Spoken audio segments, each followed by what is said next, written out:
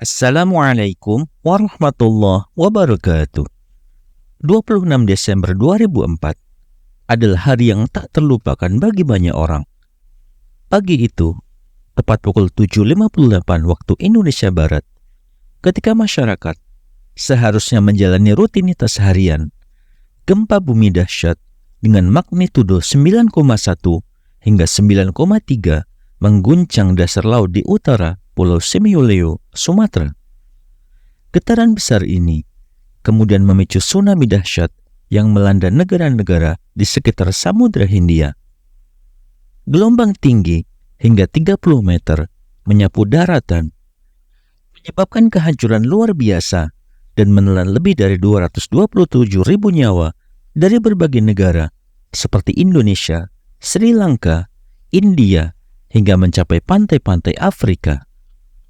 Bagaimana sejarah awal mula tsunami raksasa yang terjadi di Indonesia? Simak video ini hingga akhir. Namun sebelum melanjutkan, jangan lupa untuk subscribe terlebih dahulu channel ini agar tak ketinggalan info menarik lainnya.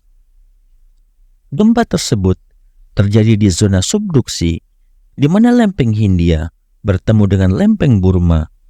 Di sepanjang garis pertemuan ini, lempeng Hindia bergerak masuk ke bawah lempeng Burma, menyebabkan pergeseran besar dan naiknya permukaan tanah hingga beberapa meter. Zona subduksi ini adalah bagian dari sabuk seismik yang dikenal sebagai cincin api di Samudra Hindia, yang dikenal sering menyebabkan gempa bumi besar. Kekuatan gempa ini begitu besar sehingga mampu menghasilkan tsunami dengan energi yang setara dengan ribuan bom atom Hiroshima. Gelombang tsunami ini melesat dengan kecepatan hingga 800 km per jam di tengah laut, hampir tidak terlihat, tetapi membawa energi yang luar biasa.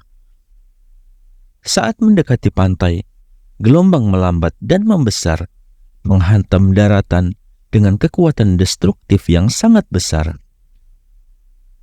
Indonesia menjadi negara yang paling terdampak dengan kerusakan yang sangat parah.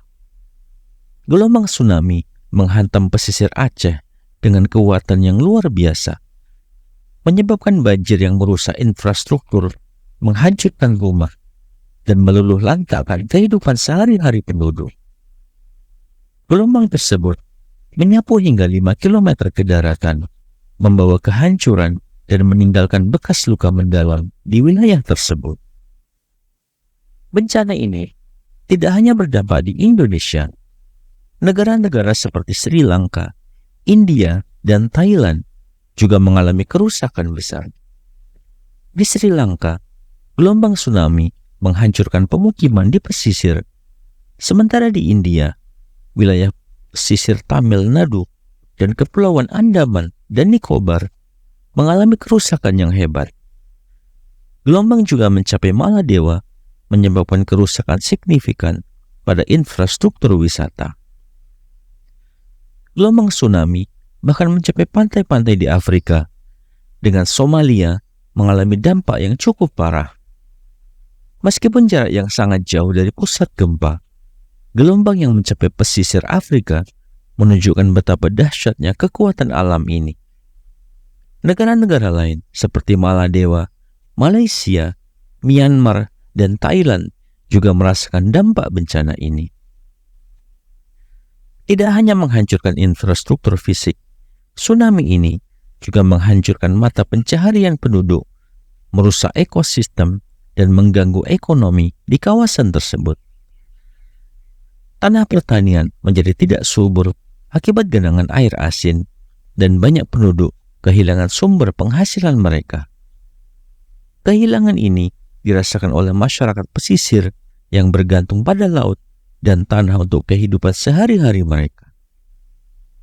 Sayangnya, saat itu, kesadaran masyarakat tentang ancaman tsunami masih sangat minim.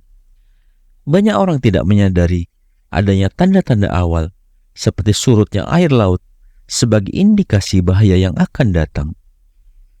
Banyak saksi mata melaporkan bagaimana mereka melihat air laut yang surut dan malah bergegas mendekati pantai untuk melihat fenomena tersebut tanpa menyadari bahwa gelombang besar sedang menuju ke arah mereka. Tsunami Samudra Hindia ini juga menyoroti kurangnya sistem peringatan dini yang efektif di wilayah tersebut.